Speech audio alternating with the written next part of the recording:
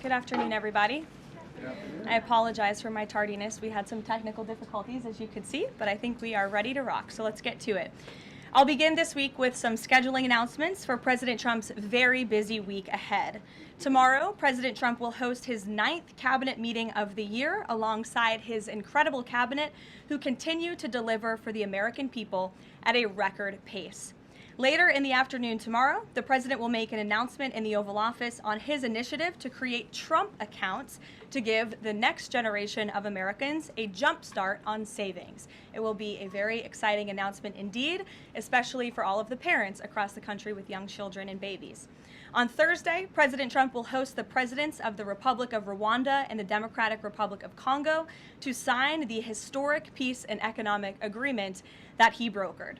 On Thursday night, the President and the First Lady will celebrate one of America's greatest traditions, the lighting of the national Christmas tree on the Ellipse. And on Friday, President Trump will attend the FIFA World Cup final draw at the Kennedy Center. You all will be seeing and hearing from the President every day this week, so you have me today, and then he will take on the rest of the week himself. Next, I would like to address the horrific tragedy that took place in our nation's capital that last week. A foreign terrorist that the Biden administration failed to properly vet ambushed 2 members of the West Virginia National Guard who were honorably serving here to keep the residents and visitors of Washington, D.C. safe. U.S. Air Force Staff Sergeant Andrew Wolf was severely wounded in the attack and remains hospitalized while he continues to fight for his life. Tragically, U.S. Army Specialist Sarah Beckstrom died of her wounds. She was just 20 years old. President Trump and the entire White House are praying for Andrew's full recovery at the request of his parents and their personal phone call with the president over the weekend. And we are keeping Sarah's family and friends in our prayers during this unimaginably difficult time. Sarah and Andrew represent the very best of America, 2 young patriots who were willing to put on the uniform and risk their lives in defense of their fellow Americans. Both of them truly embody the profound words spoken by Jesus Christ in the gospel. Greater love has no one than this, to lay down one's life for one's friends. Sarah and Andrew are heroes, and we will never forget their sacrifice. That means ensuring the monster responsible for this atrocity is prosecuted to the fullest extent of the law and faces the most severe punishment possible. It also means reckoning with why this atrocity was allowed to happen in the first place, so that it may never occur again. Here are the facts. The terrorist who gunned down American soldiers blocks away from the White House in an ambush was an Afghan national who was flown into our country by Joe Biden's administration in September 2021 in the chaotic wake of their botched withdrawal from Afghanistan. One of the most embarrassing moments in the history of our great country.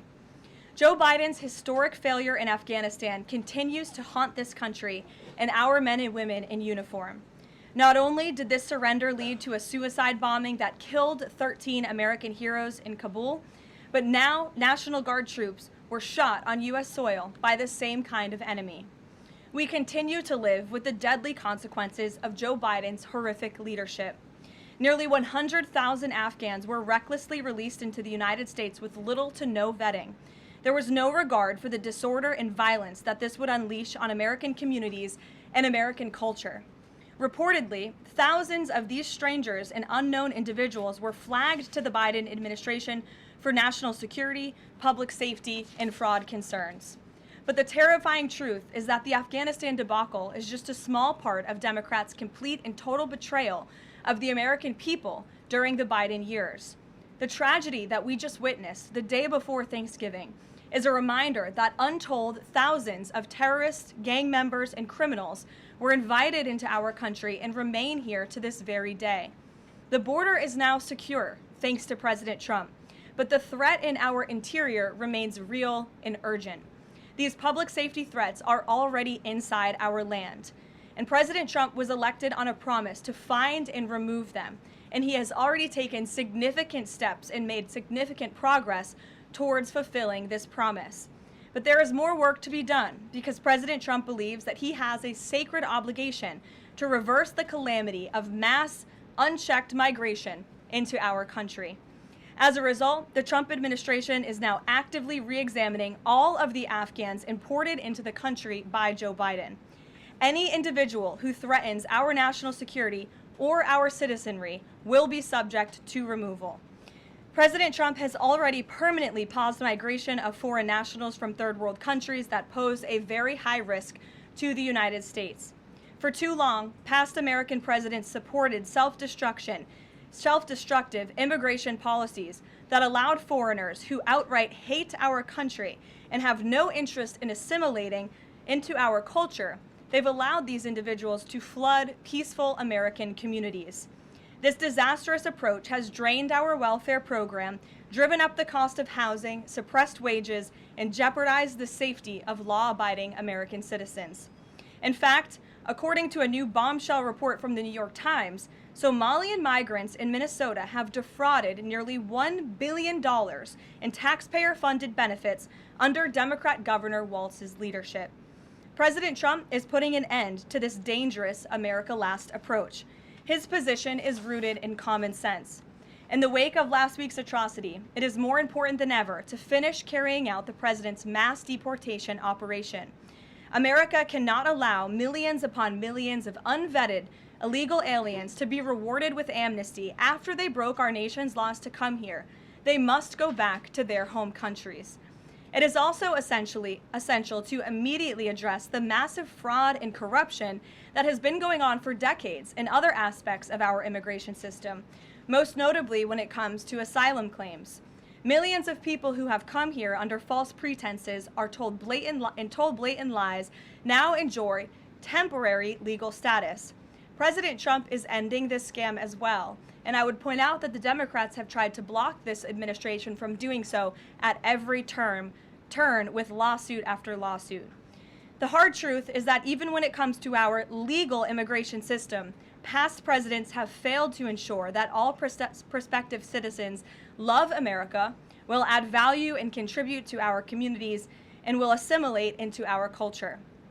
Leaders have a duty to defend and advance the interests of their own people, not foreign nationals. Leaders also have a duty to preserve the integrity and character of our nation's national identity. That is why President Trump is more committed than ever to fully restoring American sovereignty by keeping our borders secure, removing all illegal alien invaders, and rebuilding a legal immigration system that makes sense and benefits our country. President Trump has no higher responsibility than to defend our homeland and our people, and he will never waver in doing so. With that, I will open it up to questions, and we'll lead today with Isabel Brown, who is in our new media seat. She's a very popular face on television these days. She's built a great independent media podcast and platform with the Daily Wire, and I appreciate your being here, Isabel. Thank you for being Karoline, appreciate it and appreciate the briefing. Many Americans, in light of these recent events that you just mentioned, are starting to say that we are being invaded as a country, culturally and logistically, when it comes to immigration. And we know that immigration without assimilation is indeed invasion. So given the recent remarks from Vice President Vance on a college campus about dramatically reducing legal immigration to address some of this crisis, and President Trump's Truth Social post last week about individuals who may be non-compatible with Western civilization, are there any conversations happening or plans being made behind the scenes for the administration to implement at least a temporary immigration moratorium, for example, in light of what the American people might be calling for? So, Isabel, it's a great question, and I think I spoke a little bit to the heart of your question in my opener there.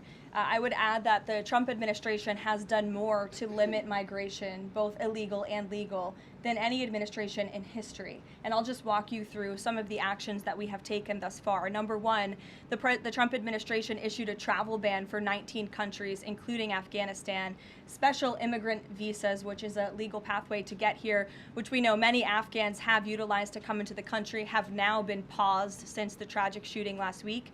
Refugee admissions were suspended for Afghans from this administration on day one, and refugee admissions into the country right now are essentially at zero, with the exception of Afrikaners fleeing persecution in South Africa. The State Department has also heightened their scrutiny and vetting of all visas and have revoked visas, as you know, for those who do not align with our country's national interests. The Secretary of State has the right to do that, and we've taken unprecedented action to do just that. We are also now pausing all asylum adjudications for additional vetting as well. And so additional actions I don't have to read out for you today, but I would just remark that the President has made tremendous progress on this front, and it's why it's so crucial that we not only secure the borders, which the President did in record time. We have 0 illegal aliens entering into the country month after month, but we also are taking a look at those who are already in the interior of our country and removing them if they are here illegally, and also taking a look at these visas. Again, having a visa in the United States is not a right, it is a privilege. And the Secretary of State, if you are deemed contrary to our country's foreign national interests, has the right to revoke that privilege. Thank you. Gabe. Thank you, Caroline. Excuse me. Regarding Venezuela, the President said yesterday that Secretary Hegseth had denied that second strike, the reported second strike on an alleged drug vote on September 2nd, the Secretary said to the President that didn't happen. But to clarify, I just wanted you to clear this up. In his social media post, Secretary Hegseth didn't go into details about that strike. He just said U.S. operations in the area were lawful, and he said that the story and media reports were fabricated. So to be clear, does the administration deny that second strike happened, or did it happen and the administration denies that Secretary Hegseth gave the order? The latter is true, Gabe, and I have a statement to read for you here. President Trump and Secretary Hegseth have made it clear that presidentially designated narco-terrorist groups are subject to lethal targeting in accordance with the laws of war. With respect to the strikes in question on September 2nd, Secretary Hegseth authorized Admiral Bradley to conduct these kinetic strikes. Admiral Bradley worked well within his authority and the law, directing the engagement to ensure the boat was destroyed and the threat to the United States of America was eliminated. And I would just add one more point to remind the American public why these lethal strikes are taking place. Because this administration has designated these narco-terrorists as foreign terrorist organizations. The President has a right to take them out if they are threatening the United States of America and if they are bringing illegal narcotics that are killing our citizens at a record rate, which is what they are doing. And under the previous administration, there was enough fentanyl trafficked into our country to kill every American man, woman, and child many times over. And so that's why you've seen a drastic difference in this administration's policy with respect to the last, and it's one of the many reasons the American public reelected this president and support this Secretary of War in conducting these strikes. So to be clear, to clarify, Admiral Bradley was the one who gave that order for a second strike. And he was Okay. well within his authority to do so. And a separate question, the President several days ago said it was his intention to pardon the former president of Honduras, who was a convicted drug trafficker. And yesterday on Air Force One, the President said that if someone sells drugs in that country, that doesn't mean you arrest the President and put him in jail for the rest of his life. How is that different than what the administration is accusing Venezuela's Nicolas Maduro of? You're cherry picking the president's statement a little bit yesterday, as he also said yesterday the people of Honduras have highlighted to him how the former President Hernandez was set up. This was a clear Biden over prosecution. He was the president of this country. He was in the opposition party. He was opposed to the values of the previous administration, and they charged him because he was president of Honduras. There were some other egregious facts that came out during this trial, and I would encourage you to report on them. His court-appointed lawyer was only given 3 weeks to prepare for trial. He shared that his conviction was lawfare by the leftist party, who, quote, struck a deal with the Biden-Harris administration. Hernandez has highlighted there was virtually no independent evidence presented, and many of his conviction was based on testimony from many admitted criminals who hoped that cooperating would reduce their own penalties. So the president heard the concerns from many people, as he does, and he's, of course, within his constitutional authority to sign clemency for whomever he deems worthy of that. Jackie. Thank you, Caroline. Following up on Gabe's question, you said that the follow-up strike was lawful. What law is it that allows no survivors? The strike conducted on September 2nd was conducted in self-defense to protect Americans in vital United States interests. The strike was conducted in international waters and in accordance with the law of armed conflict. And then On this pardon for the Honduran president, does it at all undercut the administration's messaging while you have these congressional Republicans defending the strikes on the narco-terrorists and then a pardon for a convicted drug trafficker? Does that make it more difficult for your members to defend your administration's policy? I don't think so, Jackie. I think that President Trump has been quite clear in his defense of the United States homeland to stop these illegal narcotics from coming to our borders, whether that's by land or by sea. And he's also made it quite clear that he wants to correct the wrongs of the weaponized Justice Department under the previous administration. And Ouija, I'll call on you because I think we're wearing matching blazers today. I was going to Great compliment minds. yours. Thank you, Caroline. Sure. So just to be clear, to clarify on Jackie and Gabe, did Admiral Bradley order that second strike because there were still survivors after the initial strike? Again, as I read for you, Admiral Bradley worked well within his authority in the law. He directed the engagement to ensure the boat was destroyed and the threat of narco-terrorists to the United States was completely eliminated. So was the initial order from Secretary Hegseth, everyone be killed, and did that come from President Trump? I saw that quoted in a Washington Post story. I would reject that the Secretary of War ever said that. However, the President has made it quite clear that if narco-terrorists, again, are trafficking illegal drugs towards the United States, he has the authority to kill them. And that's what this administration is doing. And can I Danny? follow up on the MRI? Because President Trump Sure. yesterday said that he would release the results of his MRI. Is that happening right now? It is happening right now. As part of, and this is a summary from the President's physician, and we will release it right now. I think my team has it teed up for all of you. I'll read it for you, and then you'll get it physically as well. As part of President Trump's comprehensive executive physical, advanced imaging was performed because men in his age group benefit from a thorough evaluation of cardiovascular and abdominal health. The purpose of this imaging is preventative, to identify any issues early, confirm overall health, and ensure the President maintains long-term vitality and function. President Trump's cardiovascular imaging was perfectly normal. No evidence of arterial narrowing impairing blood flow or abnormalities in the heart or major vessels.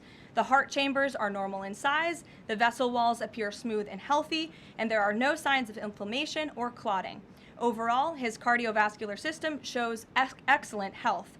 His abdominal imaging is also perfectly normal. All major organs appear very healthy and well perfused. Everything evaluated is functioning within normal limits with no acute or chronic concerns. In summary, this level of detailed assessment is standard for an executive physical at President Trump's age and confirms that he remains in excellent overall health. Again, we will provide that to you. I think that's quite a bit of detail, and in the effort of transparency, the President promised it last night, and we have delivered today. So there you go. Danny. Thanks, Caroline. Just going back to Venezuela, can you confirm that President Trump is going to be hosting a meeting of his national security team in the Oval Office today on Venezuela? And what are they going to discuss? Are they hoping to reach a kind of final decision on that?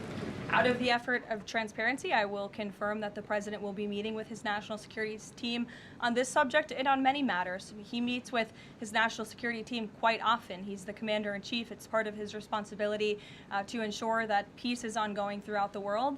I'm definitely not going to detail the specifics of a meeting between the President and his national security team that's taking place in the Oval Office, but I'm happy to confirm that meeting is taking place for you. Can you tell us, is there still, what's the position on whether US troops on the ground is a possibility there? Is that, I know you've answered that before, but what's the current operative In status? Venezuela? I think my previous answer stands. There's many options at the President's disposal that are on the table, and I'll let him speak on those. Ed.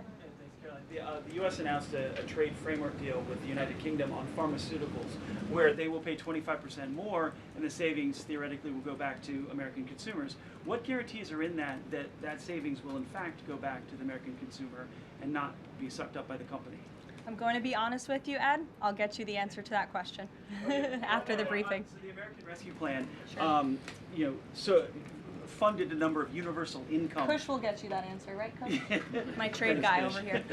The American Rescue Plan funded a number of universal basic income programs. Now Cook County, Illinois is extending that program into 2026 with $7.5 million of taxpayer money. What does the White House think about that? I'll also get you an answer on that after the briefing ends. 2 for 2. Go ahead. Sure. And then in the interest of transparency, does the White House support releasing the Department of Defense's video of those September 2nd strikes on those military boats? And also, separate topic on presidential pardon power. Why did the president commute the sentence of David Gentile recently? He was a private equity executive. He served 12 days out of a 7-year sentence. Prosecutors said he defrauded $1.6 billion with thousands of victims, including veterans, farmers, teachers. Why was he pardoned? to your first question, that's definitely not a decision for me to make. I would defer you to the Department of War.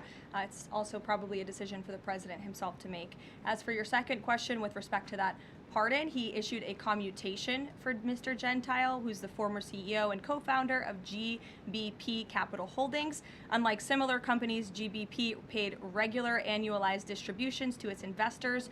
In 2015, GBP disclosed to investors the possibility of using investor capital to pay some of these distributions rather than funding them from current operations. Even though this was disclosed to investors, the Biden Department of Justice claimed it was a Ponzi scheme. This claim was profoundly undercut by the fact that GBP had explicitly told investors what would happen. At trial, the government was unable to tie any supposedly fraudulent representations to Mr. Gentile. In short, again, this is another example that has been brought to the president's attention of a weaponization of justice from the previous administration, and therefore he signed this commutation. So say that these people were defrauded. I just read you a very detailed summary of why the commutation was made. Sure. In the middle with the red tie. Thank you, Caroline. Okay, Andrew, go ahead, and then you. In wake of Congresswoman Marjorie Taylor Go ahead Greene's after. early resignation, reports last week indicated that other House Republicans might consider doing the same. Does the president have any concerns in light of those reports about other House Republicans potentially leaving early, as well as the other announced retirements that we saw in the last couple of days?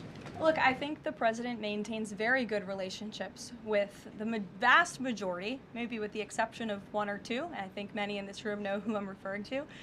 Very good relationships with members of Capitol Hill within the Republican Party. And the president clearly is the unequivocal leader of the Republican Party. I think it was a recent CNN poll that actually showed that more than 90% of Republicans continue to support President Trump as the leader. So he maintains very good relations, as does his entire team here at the White House. And of course, we have a very slim margin in the House, and the president wants that to continue. Andrew, go ahead. I've got two for you. Sure. First, on the Venezuela strike. You said that second strike was in full accordance with the law of armed conflict, but the Navy's own manual of law of war says that specifically firing on survivors from a wrecked vessel is an example of a war crime that's forbidden under U.S. law and the law of armed conflict. So how was that second strike in following law of armed conflict, and then second on immigration? Again, Andrew, I would reiterate to you the strike was conducted in international waters and in accordance with the law of armed conflict. And since somebody asked about Congress, and it's sort of related to Venezuela, I also want to add that Secretary Hegseth spoke with members of Congress who may have expressed some concerns over the weekend. And there have also been 13 bipartisan briefings to Congress on the Venezuelan strikes. There have been a number of document reviews for members of Congress to review the classified DOJ Office of Legal Counsel opinion and other related documents. 29 senators and 92 representatives have reviewed those documents, which is about 2/3 of those are Democrat members, and they have been made available to all 100 senators, all 435 members of the House, and to general counsels of the relevant committees on a bipartisan basis for their review. On immigration, during your topper you said, and I quote, "Leaders also have a duty to preserve the integrity and character of our nation's national identity." Can you explain what you mean by our nation's national identity and integrity and character, and how would refugees, people coming from war-torn places who are seeking a safe haven in America, like many of our forebears in this room, not add to our nation's integrity and character of our national identity. I'll tell you what does not add to our nation's character and integrity is refugees who come here under the alleged plight of asylum and fleeing persecution, and then come to the United States to abuse our system and rip off American taxpayers. And as I pointed out, the New York Times, to their credit, it was about 6 months too late, but they did write about how Somali immigrants in Minnesota have been ripping off American taxpayers. In fact, 86 people have been charged in a rampant and widespread fraud scheme spanning multiple programs in Minnesota. Of those 86, 78 of those people are Somali, 91% of them charged. So far, 59 of those people have been convicted for their roles in fraud plots that have stolen $1 billion from taxpayers. In one scheme, and this is egregious, a nonprofit and its affiliates with these Somali migrants claimed to have fed tens of thousands of American children during the pandemic. They were reimbursed for those meals by taxpayers. However, federal prosecutors found that almost all of those meals were never even delivered to hungry children. In fact, those organizations' leaders spent the money on houses, luxury cars, and real estate in Turkey and Kenya. Another scheme involved hundreds of organizations who were reimbursed for services that were supposed to help people at risk of homelessness. Once again, those services were never provided. All of this has happened under Democrat leadership in a Democrat-run state where these refugees, these migrants are coming to the United States. They are abusing our system. They are draining our resources that should be going to law-abiding, taxpayer-funded, tax-paying Americans. And this president is not going to put up with it anymore. Rachel. Thank you, Caroline. Just to follow back up on the Washington Post reporting, so much of the concern from Democrats and Republicans is focused on the survivors. Why won't the administration either confirm or deny or reveal whether or not there were survivors after that initial first strike? And what imminent threat would two survivors pose who were clinging presumably to the wreckage of that boat? Again, as I said, I think you guys are sort of not listening fully to the statement I've provided. Admiral Bradley worked well within his authority and the law, directing the engagement to ensure the boat was totally destroyed and the threat to the narco-terrorists, to the United States, was eliminated. And for any further questions about his thinking, I would defer you to the Department of War. I obviously wasn't in the room for these. Just to follow up, Caroline, just on the administration's policy when it comes to survivors, was there a change in policy after this strike on September 2nd? The Washington Post is reporting that these two survivors were killed after a second strike, but then in October, two people were rescued and returned to Colombia and Ecuador. So was there a decision that was made to handle survivors differently after these strikes? Not to my knowledge, no. Steve. The president confirmed that he spoke to the Venezuelan leader. Are you trying to negotiate his departure? Is there an asylum deal underway? President, as you know, last night on Air Force One, he said, I don't want to comment on that, but I did speak to him in the effort of transparency. So there you go. You got your confirmation. I'll let him speak further if he wishes to on the details of that conversation that took place. Steve Witkoff is headed to Moscow. How close are you to some sort of Ukraine agreement?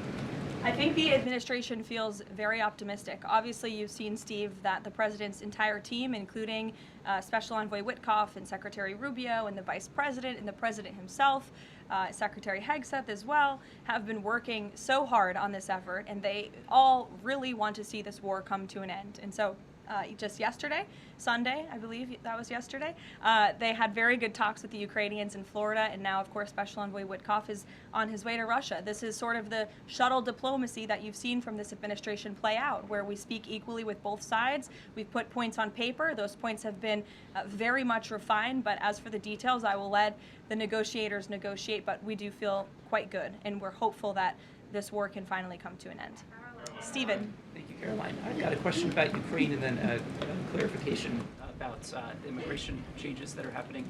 On Ukraine, President Trump very briefly yesterday said that corruption issues there were not helpful to the peace process following the resignation on Friday of President Zelensky's top aide, Andrei Yermak.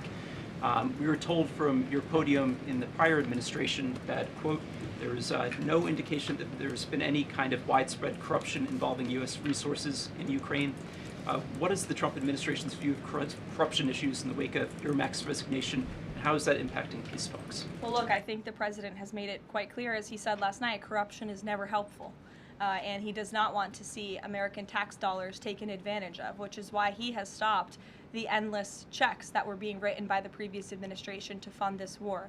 The United States is selling weapons to NATO that are being sent to Ukraine. That's a very different thing than the American people writing blank checks to a war effort very far away. It does not degrade the administration's determination to see this war come to an end, but I think it exemplifies the president's desire to always put the American people and the American taxpayer first. On immigration, you mentioned, or you emphasized that there would be a review of the Afghans who were resettled here under the previous administration. Yes. There's a lot of changes happening right now to asylum and to green card holders. What should the 2 million people with pending asylum claims, or the roughly million people from the 18 other countries of concern, know about what's going on in the review? What's the status of all these other people? They're essentially paused for review, and the Department of Homeland Security is taking this very seriously, because we are not going to allow soldiers like we saw in American streets last week to be gunned down at the hands of these foreign nationals who had the privilege of coming to the United States of America. And unfortunately, this is not the only example of a dangerous Afghan who was let in by Joe Biden, who went on to harm the American people. There was an Afghan national who was let into the country under the Biden administration through Operation Allies Welcome, who shot and wounded 2 Fairfax, Virginia police officers during a routine traffic stop. He was killed by return fire after declaring, quote, "I should have served with the explicitive Taliban." 2 Afghan nationals were given legal status by the Biden administration as well, who were arrested and prosecuted for plotting a terrorist attack in Oklahoma just before Election Day in 2024. We all remember that. They possessed hundreds of rounds of ammunition and had pledged their allegiance to ISIS.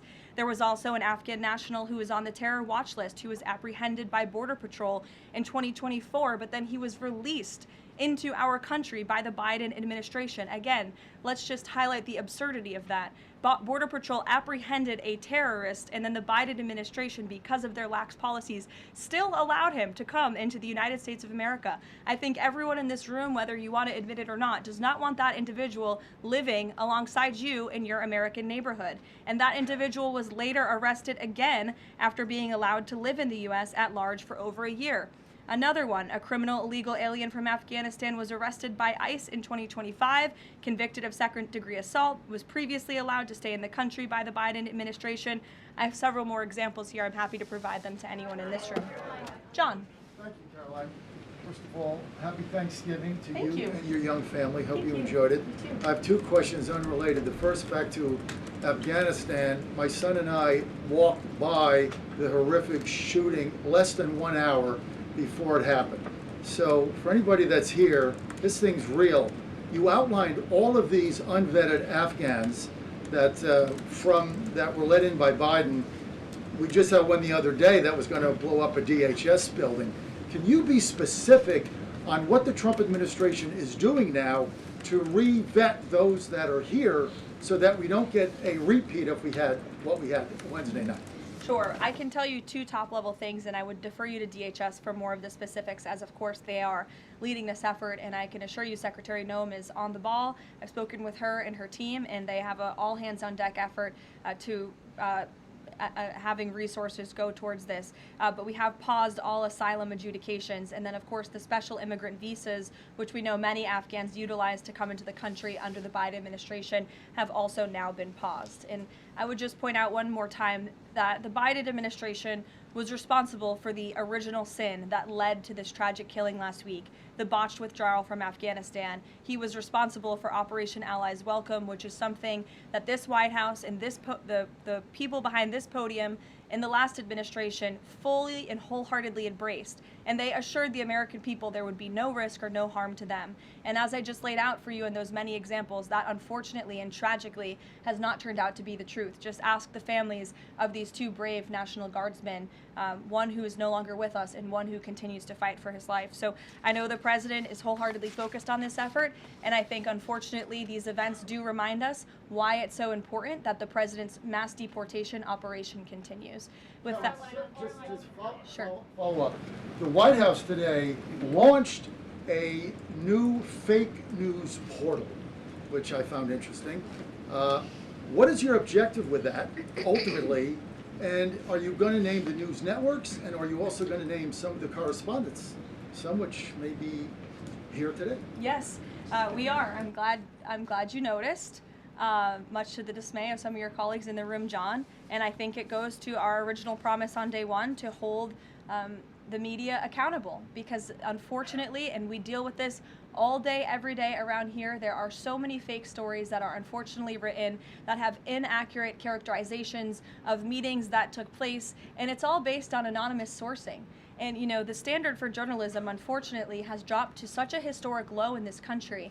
And again, we deal with it every day, where you can have an anonymous source who has no idea what they're talking about, zero credibility, call up a reporter in Washington and say, hey, I heard this, and then the next thing you know, it's on the front page of the New York Times. It's really incomprehensible. We appreciate the journalists, some of those who are in this room who do reach out for comment, who try to get things right, and there are some that remain. But overwhelmingly, the fake news that we see pumped out of this building on a day-to-day basis, it's honestly overwhelming to keep up with it all, and to constantly have to defend against these fake news and these attacks. And I will point out one fake news story over the weekend before I let you all go, from the New York Times that took about 1/3 of the president's daily calendar and his daily schedule and said that he's doing less than he did in his first term, or he might not be fit for the job.